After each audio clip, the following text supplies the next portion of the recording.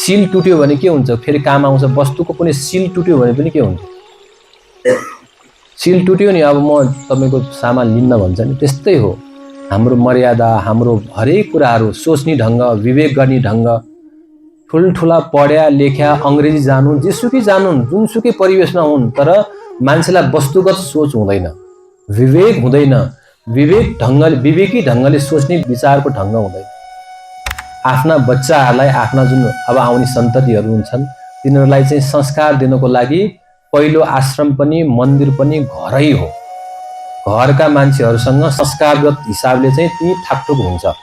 त्यहाँ झै झगडा जस्तो पनि हुन्छ, कहिलेकाहीँ रिसाउने, कुराकानी, छटपटी, बोल्न मन नलाग्ने, अनुहार प्रकृति, खान मन नलाग्ने, त्यो सबै कुराहरू पनि हुन्छ। बाहिरतिर समाधान छैन, आफ्नै घरमा बसेर समाधान।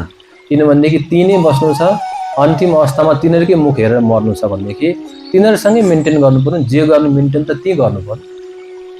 अनि आफ्ना परिवेश चाहिँ बाहिरतिर लएर छरेर हाम्रो केही पनि हुनेवाला छैन। आफ्नै परिवेशमा सबै कुरा मेन्टेन गर्नु छ, यो पनि सुवस्थाको उपाय हो। बाहिर राम छैन, आफ्नै घरको मान्छे राम हो, आफ्नै परिवेश नै राम हो। र जति उत्पन्न भइरहेको छ सबै ब्रह्म हो। जस्तो अहिले हामी सबैजना यहाँ आयौँ, भेटघाट गरिरहेछौँ, ब्रह्म भयौँ। अहिले पालन भइरहेछ, कुराकानी भइरहेछ, सत्सङ्ग भइरहेछ, ध्यान चिन्तन भइरहेछ, भजन कीर्तन भइरहेछ, पालन भइरहेछ। यही समयमा हामी यहाँबाट अस्ताउँछौँ, आफ्नो आफ्नो ठाउँमा जान्छौँ। हरेक पन सत्यम शिवम सुन्दरम, हरेक पन ब्रह्मा विष्णु महेशबाट आच्छादित छ यो संसार। हेर्नुहोस् त, अहिले जुन देखिरहेछौँ सबैजना पालन भइरहेछ। हरेक कामहरू बिहान दिउँसो बेलुका, बेलुकाको समयमा त खतम कहानी, प्रेत कली भन्छौँ नि। हाम्रो हरेक पल पलमै यी सबै युगहरू छन् र हाम्रै स्वभावबाट घरमा स्वर्ग र हाम्रै स्वभावबाट घरमा नर्क। बाहिर नर्क स्वर्गको कल्पना पनि धेरै गर्नु पर्दैन।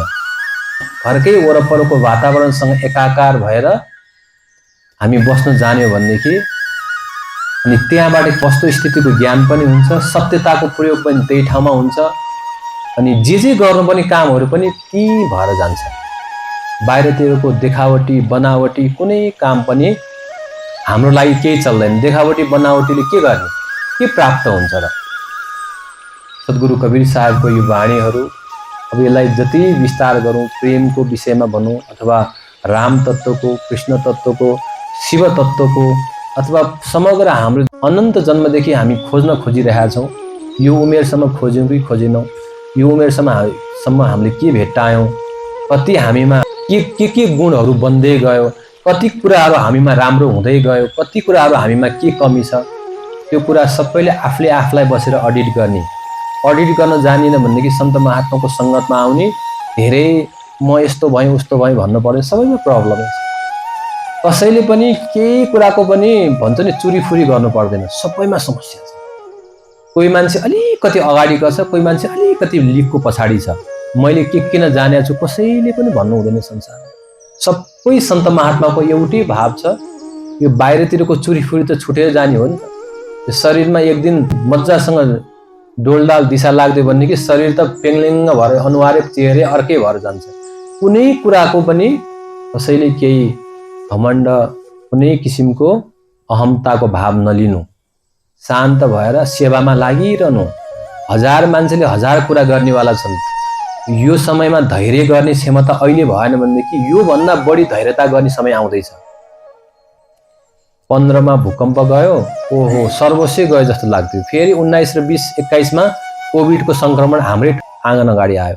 धैर्यता नहुने हो भनेदेखि अब अहिले कति क्राइसिसहरू छ नि, सबै जति झमेला भइरहेको छ नि, एकपछि अर्को हामीमा धैर्यताका गुणहरू हुने हामीले बढाउनु पर्ने छ।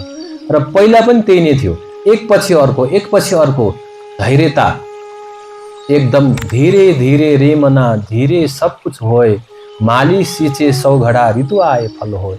बिस्तारै सबै कुराहरू सर्दै पनि जानेछ। मनमा धैर्यता भयो भनेदेखि पिन बिनाको लोटा जस्तो होइन के। धैर्यता भयो भने मनमा एकदम बुझिन्छ, जानिन्छ, सहजताले आफ्नो परिवेश हामीले निर्कुल गर्न सकिन्छ। यो सबै सन्त महात्माको आशीर्वाद कृपा हो। अहिले हामी सधैँ सद्गुरु विशाल साहबको बिहान चर्चा पनि हुन्छ। यसै गरी यो परिवेश पनि यसरी बुझ्दै गर्दै गयो भनेदेखि हजुरहरूले जे बुझ्नुहुन्छ आफ्नो बच्चाको लागि पनि त्यही बोल्नलाई मुखबाट केही न केही चिन्तन भयो भने चिन्तन नै बच्चाहरूसँग कनेक्ट गर्दाखेरि त्यो चिन्तन केही न केही आउँछ र चिन्तनले बच्चाहरूमा पनि एकपछि अर्को राम्रा संस्कारहरू राम्रा कुराहरू पनि नजानिदो ढङ्गले सिकाउँदै जानुहुन्छ। अहिले सिक्ने सिकाउने ल सिक भनेर पनि हुँदैन।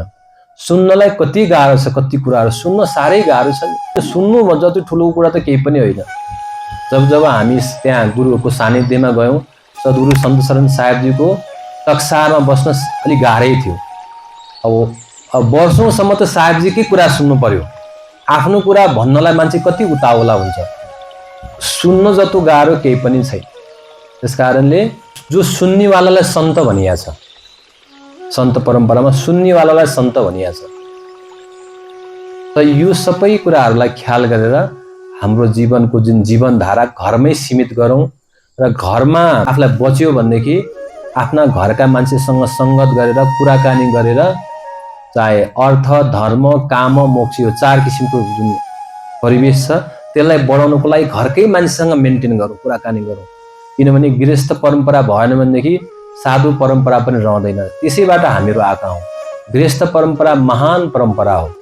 त्यो परम्परालाई नै संस्कार शिक्षा लिने हो, दिने हो। त्यही परम्परामा नै यज्ञ गर्ने गराउने हो, सुन्ने सुनाउने हो। त्यसैमै सबै कुराहरूको चाहिँ आर्जन गर्ने गराउने हो। यो सबै कुराहरूलाई मनन गरेर राम्रो बाटोमा हिँड्दै जाउँ।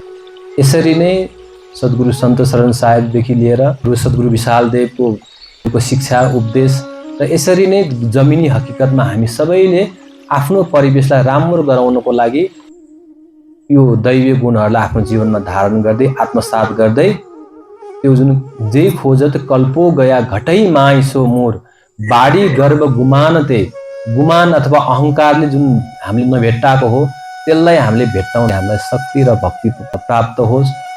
हजुरको मार्फतबाट नि जसलाई भेट्नुहुन्छ सबैलाई पनि त्यही किसिमको वाणी कर्म र व्यवहारबाट राम्रो भूमिका प्रस्तुत गर्दै गर्दै आफ्नो जीवनलाई चाहिँ आउने समय जुन जीवन छ मरणको समय आउँछ त्यो समयसम्म चाहिँ आफ्नो भूमिकालाई परिपक्व गरेर दैवीय गुणमा जीवन जिएर जाने तपाईँ हामी सबैलाई शक्ति भक्ति प्राप्त होस् भन्ने भाव व्यक्त गर्दै सत्सङ्गको भूमिका यही म पुरा गर्न चाहन्छु। हजुरहरू सबैलाई धेरै धेरै सहाय बन्दगी, सबैको जय हो, सबैको कल्याण होस्।